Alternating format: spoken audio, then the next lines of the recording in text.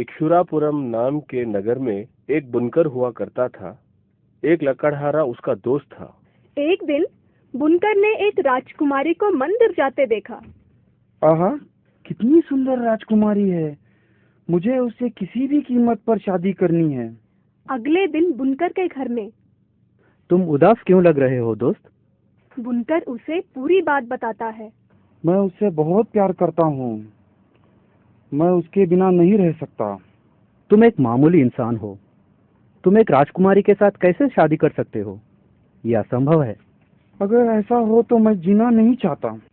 ऐसा मत कहो। ठीक है, मैं तुम्हारी मदद करने की कोशिश करूंगा। मुझे थोड़ा वक्त दो। एक दिन लकड़हार बुनकर को अपने घर ले जाता है। देखो, ये मशीनी चिड़िया देखने में बिल्कुल भगवान विष्णु के वाहन गरुड़ जैसी है। मैं इसका क्या करूं? ध्यान से सुनो। खुद को भगवान विष्णु जैसे सजाकर इस पक्षी पर सवार होकर महल जाओ। मैं तुम्हारा यह एहसान कैसे चुकाऊंगा? उसी रात बुनकर मशीनी चिड़िया पर सवार होकर महल जाता है। राजकुमारी अपने कक्ष में। क्या ये सच है या मैं सपना देख रही हूँ? बुनकर किले पर उतरता है। मैं कितनी खुशनसीब हूँ। आपको जो चाहिए वो ले लीजिए भगवान। मैं तुम्हें चाहता हूँ। मुझे? हाँ, तुम मुझे बहुत प्रिय हो। तुम एक शाप की वजह से यहाँ पर हो। मैं तुमसे शादी करने आया हूँ। मैं धन्य हो गई भगवान। कुछ दिनों के बाद। अरे, वो क्या है? राजकुमारी के कक्ष से ये कौन निकल रहा है?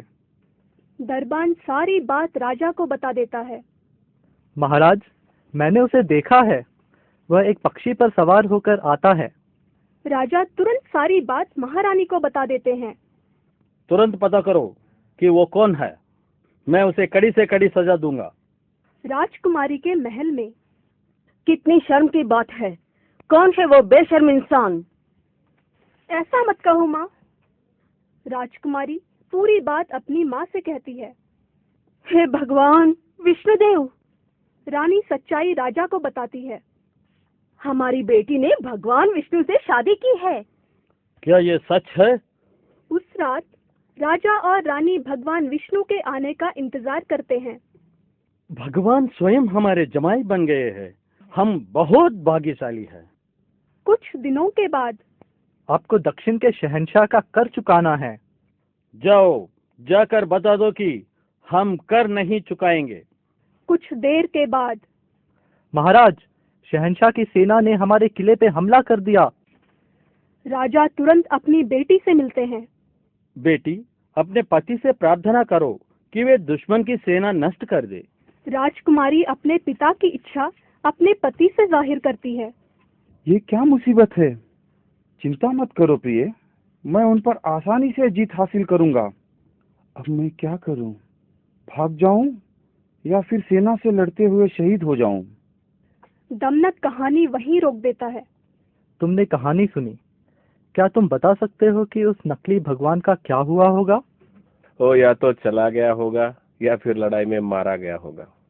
नहीं नहीं, दोनों में से कुछ भी नहीं हुआ। ध्यान से सुनो। भगवान विष्णु को उस नकली विष्णु के बारे में पता चल गया। फिर क्या हुआ? भगवान विष्णु ने फैसला किया कि वह दुश्मन की सेना को खत्म कर देंगे, ताकि कोई यह न कह सके कि दुश्मन की सेना ने भगवान विष्णु का वध कर दिया, चाहे वो नकली ही क्यों न हो। तुरंत भगवान विष्णु बुनकर के शरीर में घुस जाते हैं और दुश्मन की सेना को मार देते हैं। राजकुमारी और नकली भगवान विष्णु खुशी खुशी रहने लगते हैं। इसलिए ये कहानी हमसे कहती है कि भगवान उसी की मदद करते हैं जो खुद की मदद करता है।